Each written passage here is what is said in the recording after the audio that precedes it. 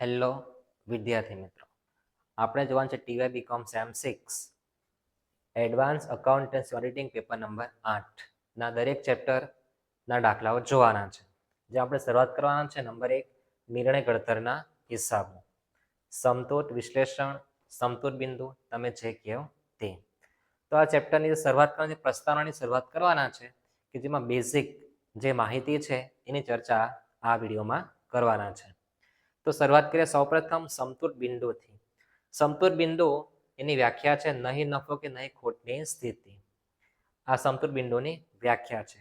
નહીં નફો કે નહીં ખોટ તો દરેક ધંધાર્થી એટલે કે દરેક ઉત્પાદક જે હોય તે પોતાનું જે વેચાણ થાય છે એની સામે કેટલો નફો કે નુકસાન જાણવા માંગે છે. તો કઈ રીતના જાણવા માંગે છે? તો આ ચેપ્ટર દ્વારા આપણે એનો અભ્યાસ કરવાના છે. સમતોલ બિંદુ એટલે કે નહીં નફો નહીં ખોટની સ્થિતિ. એટલે કે 10 લાખનો માલ ઉત્પાદન કર્યો છે તો આપણે વેચવાના 10 લાખમાં જ છે, એમાં કોઈ નફો લેતા નથી. પણ 10 લાખનું ઉત્પાદન છે, વેચવો છે 12 લાખમાં, તો 2 લાખ રૂપિયા શું થશે? નફો થવાનો છે.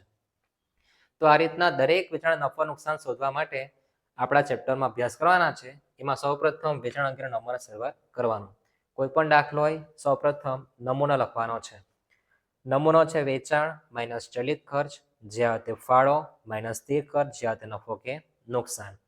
વેચાણ ટૂંકમાં S થી ઓળખવાનું છે, ચલિત ખર્ચને V થી, ફાળાને C, સ્થિર ખર્ચને F, નફો નુકસાનને પ્રોફિટ ઓબ્લિક લોસથી. આ તમારે ટૂંકમાં જેનો ઉપયોગ કરો તેનો ગુજરાતી ભાષાનો ઉપયોગ કરો, અંગ્રેજી વર્ઝન ઉપયોગ કરો, કોઈ વાંધો નથી. ત્યાર પછી 3 સૂત્ર છે. PVR નું છે, સમતોલ બિંદુ રૂપિયા અને સલામતી ગાળો રૂપિયામાં. સૂત્ર છે PVR નું ફાળો છેદમાં વેચાણ ગુણ્યા 100, સમતોલ બિંદુ સ્થિર ખર્ચ છેદમાં PVR ગુણ્યા 100, સલામતી ગાળો નફો છેદમાં PVR ગુણ્યા 100. આ 3 સૂત્ર છે અને બેઝિક નમૂનો. તમારો કોઈ પણ દાખલો હશે, દરેક દાખલો આ સ્ટેજ પરથી પસાર થવાનો છે.